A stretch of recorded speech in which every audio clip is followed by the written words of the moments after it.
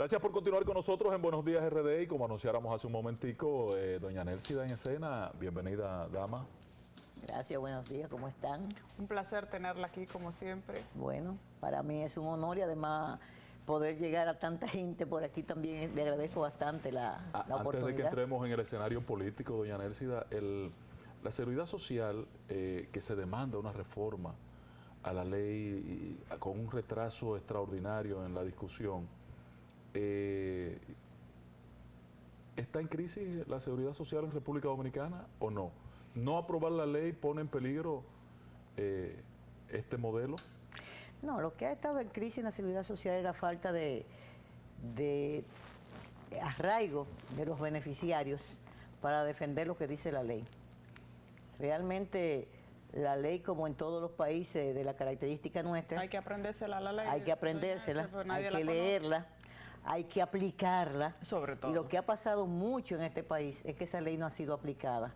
Yo sostengo que en un 80-75% esa ley no ha sido aplicada y eso va en detrimento de lo que somos beneficiarios de la ley, que no solamente son los afiliados los que pagan, sino también el país, porque las leyes tienen tendencia a crear protección social en el caso de que nos ocupa. Y el no materialización de lo que son esos postulados que establece la ley, que hay universalidad, que hay salud para todos y que hay una serie de prerequisitos económicos que benefician al afiliado y de salud y que no lo está haciendo, tiene que ver entonces con la falta de arraigo que tenemos nosotros los ciudadanos para que la ley se cumpla. Y particularmente creo que tenemos esa deficiencia en los organismos de representación que están en los consejos, que están en la superintendencia, que están en los comités de salud que deben de activarse. Y qué bueno que ahora, por ejemplo, yo me siento muy satisfecha porque hay una serie de ciudadanos que están organizándose, que están creando los verdaderos representantes para que se materialice el cumplimiento de esa ley y además para que se modifique lo que hay que modificar porque efectivamente tiene muchos entuertos. Entuertos que son lógicos y naturales. Son entuertos que han permanecido ahí por 20 años. Solamente reclamábamos nosotros en una institución que se llama la DIDA, pero nosotros en ese entonces lo que éramos una entidad técnica del Consejo de la Seguridad Social, sin ser miembro del Consejo, sin tener voz y voto. Entonces lo único que nosotros hacíamos era denunciar, haciendo un rol incluso que no nos correspondía porque le corresponde a los representantes que tienen voz y voto. Pero nosotros no solamente nos limitábamos a hacer las denuncias técnicas frente al Consejo, sino que salíamos a estos medios a decir las cosas malas. Si el Estado es el garante, al final el Estado es el garante de la seguridad social, ¿por qué había que permitir que los que tienen voz y voto y que el voto sea prácticamente unánime? Porque si uno de ellos... Con capacidad de veto, algunos exacto, sectores que no tienen... Si el empresariado que se oponía a todo no estaba de acuerdo, pues simple y llanamente no pasaba ninguna resolución en favor de los afiliados. ¿Por qué permitir esto? Mira, yo creo que realmente la voluntad política desde siempre en el Consejo de la Seguridad Social no ha estado del lado de los que están en la parte política a nivel del Ejecutivo. El gobierno es el representante en igualdad de los empleadores y de los trabajadores. Yo creo que ahí nada más ha habido un solo actor deliberante que ha sido el sector empleador, que ha estado en algunos casos luchando por que a esa gente le lleguen los servicios, pero por otro lado también favoreciendo a sectores que se enriquecen de manera abierta de esa seguridad social en desmedro de lo que son los servicios que debe recibir el afiliado. Entonces, creo que los representantes, por ejemplo, que pueden tener veto, como es el sector laboral, ha sido muy tímido, por no decir otra cosa, a la hora de plantear con gallardía lo que son las posiciones que deben de tener en defensa de los afiliados. Y el gobierno, que su labor debe de ser proteger el bien común, ha dejado las cosas que pasen y sencillamente la legaliza. Entonces creo que en este momento lo que correspondería sería, primero, que los dos sectores que tienen que responderle a la población desde el punto de vista de los servicios y de la equidad puedan mancomunarse y conjuntamente con el sector empleador, atendiendo a que ellos tienen sus intereses económicos que no son deleznables, o sea que no hay que criticarlo porque son empresarios para producir, pero que esa producción sea con carácter social también. Pero yo he sentido, doña Nélcida, que hay un consenso en un tema de que el tema de la capacidad de veto debe solamente legársele al gobierno, a los representantes del gobierno en ese consejo. Por lo menos ese tema no podríamos hacer un abordaje directo porque la verdad que no progresa la administración fruto de ese elemento. Mira, yo voy a decir algo quizás que sea un poco incómodo y molesto, pero usted sabe qué es lo que sucede. Que cada día más, si el gobierno, no hablo del Estado, si el gobierno no da muestra de institucionalidad, no da muestra de credibilidad, no respeta realmente los poderes, en esa misma medida se hace más difícil que un sector que aporta empleador y trabajador se hagan a un lado para que ese gobierno decida la suerte en última instancia de esa institución. Por ejemplo, nosotros vemos que en la actualidad, a nivel político, usted tiene un gobierno que sustituye a todos los ministros, un gobierno que le ha ido quitando poder de información, incluso objetiva, técnica, a su propio ministro. Pero más que eso, ahora estamos viendo, sí, entonces ahora estamos viendo algo más peligroso. Estaba viendo en los periódicos la composición del presupuesto del año de 2023. Pues, perdónenme que se lo diga, pero yo creo que están descuartizando la institucionalidad del Estado, porque están recortándole los presupuestos a todas las instituciones llamadas a dar los servicios a la ciudadanía a través de esos presupuestos y concentrándolo en el Poder Ejecutivo. O sea, recortan, han aumentado en un 38% las apropiaciones para la Presidencia de la República y le han recortado prácticamente a todos los ministerios y, sobre todo, a las diferentes provincias le han recortado el presupuesto. ¿Tiene que ver eso con el proceso de reelección? No, yo no quiero entrar en esa subjetividad. Lo único que estoy diciendo es que si nosotros estamos en un país que en vez de ir construyendo más institucionalidad de la que ya hemos logrado hasta ahora, ¿cómo usted pretende que en la seguridad social podría el sector empleador, por ejemplo, que es el que se opone de manera abierta a que el veto sea eliminado, cómo va a confiar en que los recursos de sus empleados y los empleados, los recursos que ellos aportan, estén en manos de un gobierno que no respete institucionalidad? O sea, yo creo que lo primero que tenemos es que dar señales de respeto. La misma institución de la seguridad social ha sido vulnerada institucionalmente, lo que no había pasado en 20 años.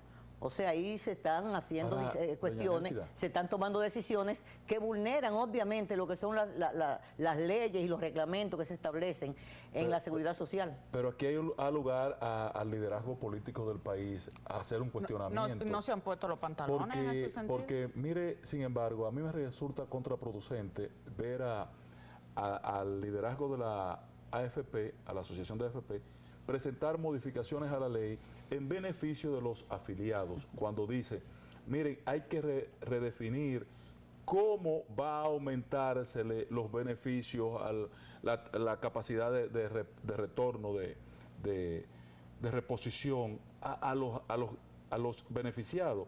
Es la asociación que tiene ese discurso. Pero por otro lado, tú ves hoy al presidente de la Asociación de ARS decirte, hay que controlar a estos médicos que están abusando del recurso que tienen, incumpliendo los protocolos médicos, poniéndole a la gente, a los pacientes, procedimientos que no se corresponden o recomendándole medicina que con una genérica lo pueden resolver y le prefieren poner una marca. Entonces, es contraproducente y ausente el liderazgo político. Yo creo que ahí estamos como la paloma tirándole la escopeta, pero también falta la parte contestataria, que es lo que yo decía que ha pasado en la Ley de Seguridad Social. Por ejemplo, yo vi después de haber salido de la DIDA un comunicado de la Asociación de AFP, de ADAF, donde decía que hay que poner en cada pueblo una representación para que la gente vaya. O sea, cuando se vio acorralada por la presión de la población, un movimiento, entonces empezó a decir cosas que en 18 años nosotros nos pasamos reclamándolo y que nunca el Consejo atendió, ni nunca la Superintendencia de Pensiones atendió. Y cuando entonces se vieron acorralados, vamos a abrir oficinas, tienen que flexibilizar la entrega del capital de defunción a la gente. Óigame, a nosotros nos dolió la lengua en ese tiempo de hacerlo y entonces lo hicieron. ¿Por qué? Porque se necesita que la población asuma su rol de presión. Nosotros lo hacíamos como terceros, pero ya por suerte la DIDA tiene capacidad jurídica. Y recursos. Recursos y capacidad jurídica para asumir su rol, ya no como vecina de pariente pobre como era antes, Atención, y Carolina. asumir realmente una defensa en los tribunales y donde tenga que hacerlo con relación a defender el derecho de los afiliados que han sido conquistados. Eso le iba a Y decir. aparte de eso, entonces, que una comisión técnica asuma, que dejamos bastante avanzado ese proyecto, lo que son las modificaciones que se precisan hacer en la ley para hacerla más manejable. No se va a hacer la ley perfecta, porque de eso olvidemos, Imposible. pero es poco a poco que se va llegando al objetivo. Lo que son resoluciones que han sido pasajeras, que se han logrado, como se dice, a sangre y fuego, que se hagan, incluso vulnerando algunos aspectos de la ley, que se sean convertidas en ley ahora en la nueva modificación que se haga. En una de las modificaciones parciales se le dio autonomía a la DIDA. Sí. Anteriormente no tenía Personalidad presupuesto y jurídica. presupuesto tampoco para informar, porque la DIDA está para informar al usuario. A la población, a orientarlo, exacto, educarlo. pero no lo hace, todavía a estas alturas no lo hace y la gente desconoce sus derechos, la gente desconoce Y ya de hace la 3 ley, años. o sea, exactamente. Bueno, cuando nosotros salimos dejamos una campaña montada para hacerse. No se ha hecho, yo creo que la gente necesita mucha información. Fue nuestro clamor durante 18 años pidiendo presupuesto para que la gente se enterara, porque usted sabe que en más revuelto beneficios de pecadores. Cuando una persona no tiene información, ¿quién se beneficia de esa información? El que tiene los recursos. Exacto. Entonces, y el que maneja la ley. Entonces la desinformación realmente ha hecho que muchas veces la gente no pueda acceder a un reclamo porque no conoce que tiene ese O a un derecho. derecho, a un recurso que Sí, tiene sí. disponible. Y que lo deje así, que lo suelte. Nércida, Así, antes sí, de que entremos al tema político y conozcamos las crisis que se están viviendo en Fuerza del Pueblo, en el tema de las pensiones, yo no sé si usted se ha dado cuenta que hay un festival de pensiones en este momento. ¿Ustedes tienen conocimiento de lo que está pasando con las pensiones? Que parece que el PRM ha decidido resolverle, darle respuesta a su militancia en función de las pensiones. Y Los está pensiones pensionando. solidarias también. Sí, una cosa, Señores, una mire, cosa yo no escandalosa. quiero No, referirme juéguesela, al fondo. doña, juéguesela. No, es que en casa del ahorcado no se puede mentar lazo. Ah. Eso es lo que decían mi antepasado. Y yo lo sigo a pie juntilla. Y quiero decir eso porque hay una situación que me afecta a mí, pero que afecta a muchas personas, a cientos de personas, y es que yo tengo 2 años que salí de la DIDA, tengo 34 años pagando Hacienda, mi pensión, y yo estoy esperando por una pensión. Todavía. O sea, es el momento que a mí me dieron una pensión especial por parte del presidente de la República, como si yo nunca hubiese cotizado, de 75,000 pesos en el mes de abril, en el festival aquel. Obviamente yo se lo agradecí porque me tomó en cuenta, pero me tomó en cuenta porque estaba desinformado, porque no sabía que yo no tenía que ser beneficiaria de caridad ni de servicios especiales. Yo soy beneficiaria por una ley. Entonces, Y por su contribución. y por mi contribución, o sea, y eso. Acumulada. Entonces, así como eso, hay cientos de personas, miles de personas que están en una situación de desamparo total porque no se accede a darle a esa persona los beneficios que tienen. Hay un movimiento de pensionados que dirige el señor Holguín, que están haciendo lo indecible por presionar y por lograr la modificación de la ley y que nosotros realmente respaldamos, porque realmente es la primera vez que un grupo de ciudadanos asume con objetividad cuáles son los problemas, por ejemplo, que afectan aquí a los empleados públicos con el problema de las pensiones. Entonces nos encontramos con este festival alegre Sí, muy feo. de pensiones que en algunos casos pueden ser merecidas, pero los que más merecidos son los que han aportado. Entonces, ¿cómo te privilegian a una gente que no ha aportado nada cuando hay otros que sí han aportado y que están mendigando y lo ponen a coger 50,000 luchas para que puedan recibir una pensión? Entonces, eso es lo que desacredita los postulados que nosotros mismos tenemos de que el Estado debería de asumir la responsabilidad de las pensiones y del sistema de salud. ¿Por qué lo desacredita? Porque mire, usted tiene que buscar una palanca política, usted tiene que buscar un favor político después que usted ha pagado su dinero. Entonces, esa es la seguridad social que queremos. Y se puede Entonces, revertir hay esas que- decisiones que se están tomando. Bueno, porque son si decretos. mañana, Un si- decreto quita otro decreto. Ok. Porque no son ley, no es por ley. Lo que no se pueden quitar son las pensiones que son por ley, pero las por decreto se pueden quitar al otro día. Entonces creo que hay que decir un basta ya en ese favoritismo y que se proceda a dar las pensiones como corresponde a cada quien, y en caso de que el presidente, porque sí tiene facultad vea un caso que amerita Correcto. necesariamente eso es lógico, eso lo tiene da. sentido. Y la ley incluso manda. Y le da facultades La al ley de presidente. Seguridad Social manda que aquellas personas pobres de solemnidad que tienen 60 años y que no tienen de qué vivir, el Estado le da una pensión solidaria. Sí. Entonces, pero una pensión solidaria atento al salario mínimo nacional, no pero no pensiones de atento a que sea miembro del 75, PRM, 90. no puede ser. Exactamente. Entonces, realmente esas son situaciones que laceran mucho lo que es el manejo de la cosa pública y lo que es la salud, la pensión, el riesgo laboral y todo eso en manos del Estado, solamente como un carro sin freno. O sea, ahora mismo nosotros estamos como un carro sin freno en ese tema de pensiones.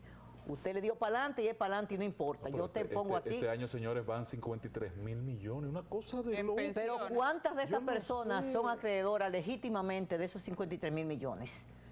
Entonces, yo creo que sí debe de proteger el Estado a lo que menos pueden, pero debe de proteger primero a los que tienen derecho. Claro. El tema de los médicos, doña Nelcida, que tiene también mucho que ver con la seguridad social. Aquí hay una superintendencia que se supone que es para proteger los usuarios. Los superintendentes ganan todos los cuartos del mundo más 20 pesos, como dicen por ahí. Sin embargo, siento que las superintendencias aquí no funcionan. Los médicos, se supone que usted va con un seguro, ellos no quieren coger seguro. Usted tiene que pagar un contributivo bastante alto para que entonces se le devuelva, porque eso depende del seguro, devolverle lo que usted invirtió en un médico. Si no, simple y llanamente usted tiene que ir a un hospital a pasar trabajo o a esperar una cita de 3 o 4 meses para ser atendido. Porque no hay manera que usted pueda pagar una consulta a un médico que no quiere coger seguro. Mira, lo primero que yo creo es que a nivel de la superintendencia, como pasa en otras cosas, Y los que cogen seguro hay que darle 2.000 pesos. nosotros siempre hemos planteado que el problema de la ley es su aplicación. ¿Sabe lo que pasa? La superintendencia tiene un entarimado creado a nivel de resoluciones que evitan en gran medida que cosas que son positivas y que se han planteado en algunos momentos, no se puedan ejecutar porque han hecho un reglamento draconiano a nivel del Consejo de la Seguridad Social, donde se toma una decisión en una superintendencia, se toma la decisión en el Consejo y la ARS te dicen, no, eso no va y te lo impugnan y ya, según ese reglamento del Consejo que está en violación total a la ley, esa resolución tiene más peso que lo que dice la ley. Por una impugnación. Por una impugnación. Y con ese jueguito de impugnación hay muchos proyectos que son beneficiosos, que son para que se cumpla la ley, que la han impulsado algunas veces, en algunas ocasiones, la superintendencia, y que están durmiendo el sueño eterno, porque lo tienen impugnado y ese es un episodio muerto. Entonces, por eso yo decía que lo primero es cumplir la ley. Cumplir la ley es que no se creen reglamentaciones que vulneren lo que dice la ley. Y el Consejo de la Seguridad Social, el Sistema Dominicano de Seguridad Social está plagado de resoluciones que en estos momentos entorpecen el cumplimiento de la ley. 1, 2, no se han dado cuenta lo que han propiciado ese entarimado, como se usa esa palabrita, ahora ese entarimado en la seguridad social, que han afilado cuchillo para su garganta, porque ese descrédito que han contribuido ellos a crear de la ley 8701 se ha convertido en un boomerang que quien está afectando realmente la credibilidad de lo que están ahora mismo tienen que cumplir con esa ley a nivel de servicio. Por ejemplo, las ARS, tal como usted dice, se sirven con la cuchara grande. ¿Y por qué se sirve con la cuchara grande? Ahora acaba el Consejo de aprobar una resolución que todo el mundo la encuentra muy buena, porque abarca una serie de prestaciones que no se estaban dando antes a los pacientes, sobre todo pacientes de alto costo, procedimientos que no estaban incluidos. Bien, pero ¿sabe qué son? Esas son las excepciones. La mayoría de los afiliados no están recibiendo ese servicio, pero las AFP, ¿cuánto le aumentaron por ese cariñito que le van a dar los afiliados? 162 pesos por cápita. Es decir, que una ARS ahora va a recibir, si usted es un afiliado que trabaja y tiene 4 dependientes, su esposa y 3 hijos, ustedes son 5, por cada uno de ustedes, por cada uno, adicional a los 1.000 y tanto que estaban ganándose, que se le estaba pagando por cada uno de ustedes. O sea, que se ha hecho un incremento desmedido en lo que es la cápita que paga la seguridad Pero eso ha quedado social. como debajo de Eso la, no se ha de la aplicado. alfombra. Bueno, déjenme decirle que las luchas más grandes que se dio en la DIDA en los años que nosotros estábamos era la impugnación recurrente que hacíamos a los aumentos desmedidos de cápita que se pagan a la ARS sin que ésta muevan un dedito para beneficiar al afiliado. Al contrario, le flojan los afiliados, se los sueltan a los médicos y a las clínicas y a los laboratorios. Cógelo León, como decía un merengue de mi época. Cógelo León, o sea, yo te pago 3 cheles a ti como médico por la consulta, te voy a mandar 1000 pacientes, tú te vas a beneficiar con eso, pero si tú quieres igualar, cóbrale al afiliado. Y cuando el afiliado va, donde el médico, el copago, cuando usted viene a ver, eso va subiendo. Y el copago va subiendo incluso por la misma tarifa que ellos van poniendo. Claro. Entonces, esa situación no ha sido enfrentada ni por la superintendencia, porque prohija esos aumentos, ni por el Consejo de la Seguridad Social, ni ha sido impugnada por uno de los sectores que tienen veto en el Consejo y que deben defender a los afiliados, que es el movimiento sindical. Sí. El movimiento sindical ha sido muy tímido y muy complaciente con esa alza de medidas. Porque ¿sabe lo que pasa? Porque se viola la ley, los afiliados, usted que es un afiliado y usted tiene su padre, para usted incluir en la Seguridad Social, si él no trabaja y no tiene un seguro, usted tiene que pagar un adicional. Sí, un adicional. ¿Usted sabe lo que significa ese aumento de 162 pesos de cápita Por a las cada- ARS? Está bien, el afiliado no lo paga porque lo asume la Seguridad Social. Sí, Pero el dependiente que usted tiene, un hijo mayor de 21 años, su mamá, su papá, usted tiene que pagar para que ellos sigan afiliados. Sí. Entonces, eso es un aumento desmedido que se le ha hecho al bolsillo de la gente que tiene que manejarse en eso. Y la otra cosa peor es, ¿por qué se desacredita? Señores, esta gente que están siendo pensionadas se están yendo a su casa a gastar los 3 centavos de la pensión en consulta médica porque no le dan, en consulta porque no le dan para un internamiento, una pensión, porque no le dan el seguro familiar de salud. Y O porque sea, no están nosotros tenemos, protegidos. esa es la parte más... Perversa. Pensionados sin Es la seguro. parte más perversa. la de- parte más abusiva que nosotros Sí, como sí, sí. sistema hemos podido procrear o prohijar.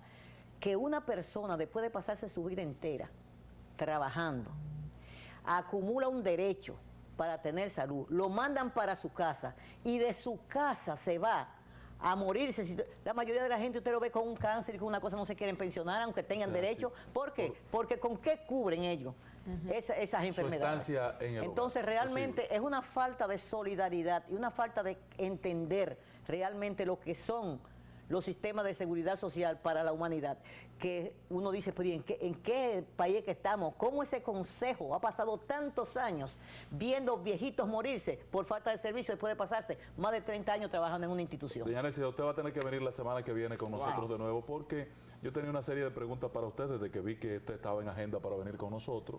¿Qué busca usted en la Fuerza del Pueblo? ¿Qué busca usted al lado de Leonel Fernández? ¿Por qué el miedo que tienen en la Fuerza del Pueblo a la primaria, a la consulta del PLD? Pero sí. vamos a dejar eso como para después. Pero no, pero déjame decirte, busco en la fuerza del pueblo que todas estas cosas que estoy diciendo que están malas puedan resolverse. Bueno. Eso es lo primero. Lo segundo, estoy con Leonel porque Leonel tiene 3 años de crédito ganado en la Sociedad Dominicana.